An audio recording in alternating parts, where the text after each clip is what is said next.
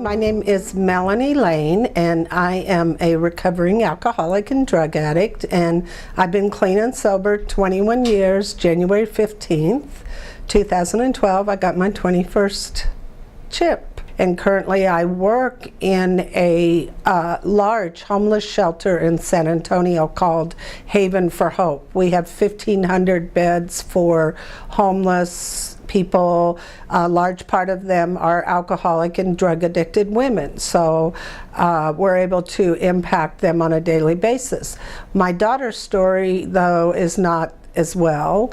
She grew up. I did have some interaction with her, but by her late teens she was already drinking.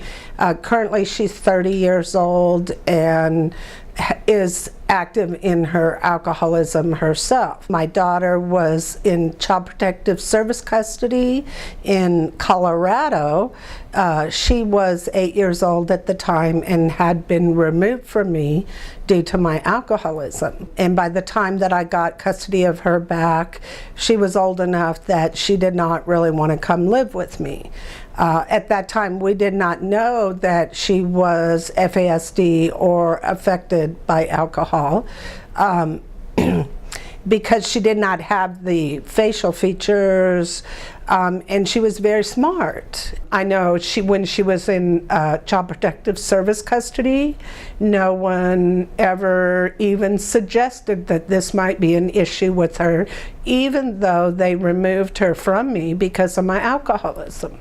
And they also had my drinking history where they knew I'd been drinking for many years when they took her. For my daughter, who's pretty high functioning, the biggest issue that I find she struggles with more than her addiction is really the two things: the impulsivity, okay, of her behavior, and the really difficulty connecting up behaviors and consequences. Being a member of the Birth Mothers Network, I find that that's a place where you can go and really be around other women who carry this. It's a burden that you carry with us your whole life, that you did this thing to your child. And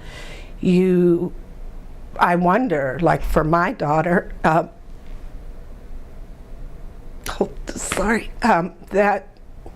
you know, how hard it was for me. It's going to be twice as hard for her to get sober. If you don't tell people you're in recovery and you listen to them when they're talking about substance abusing moms and they don't know you're in recovery, the general consensus for a lot of them is, how could they do that? If they really loved their children, how could they do that to them? And you know, really this total denial that addiction is an illness. So I just like people to see me as a human being, you know, someone who loves their child and did not do this. You just don't do this to your children on purpose because you're totally self-absorbed with having fun in your life. That's, you know, that's not at all what it's about. You know, there's just such a lack of general knowledge about this. It's just really shocking to me. I was at the hairdresser and my lady who cuts my hair is pregnant, and so I was telling her I'm getting ready to go for this conference in Washington, and she goes, "Oh, I'm pregnant." And I said, "Oh, it's on fetal alcohol." And she goes, "Really? What is that?"